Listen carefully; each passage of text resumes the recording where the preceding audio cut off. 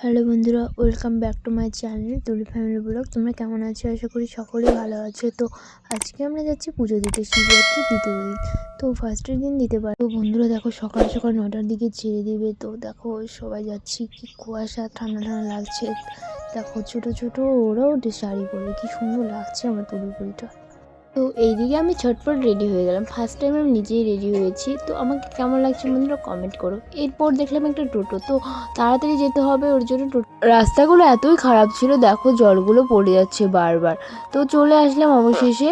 একটু অল্পই রাস্তা ছিল, তোমাদের তো বলেছিলাম যে 9টা বাজতে না বাজতে আগেই যেতে হবে, কারণ না যদি ছেড়ে যায় পূর্ণিমা তাহলে আর জল ঢালা যাবে না।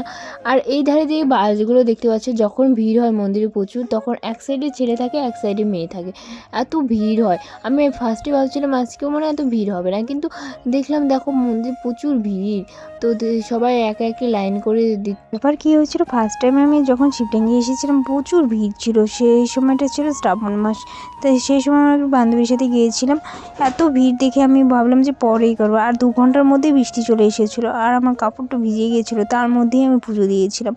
তো সেই দিনগুলো সত্যি এত ভিড়, যখন ভিড় হয় না প্রচুর। আর বন্ধুরা একটা জিনিস লক্ষ্য করেছি, শিবের ষাঁড়কে কেন পুজো করা হয়, এই ষাঁড়টা প্রচুর জাগ্রত, যা বলে তাই বলে হয়।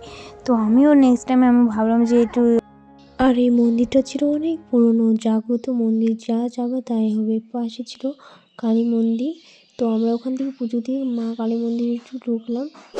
আর তার পাশে ছিল রাধা গোবিন্দের মন্দির। তো ভিডিওটা এখানেই রাখলাম।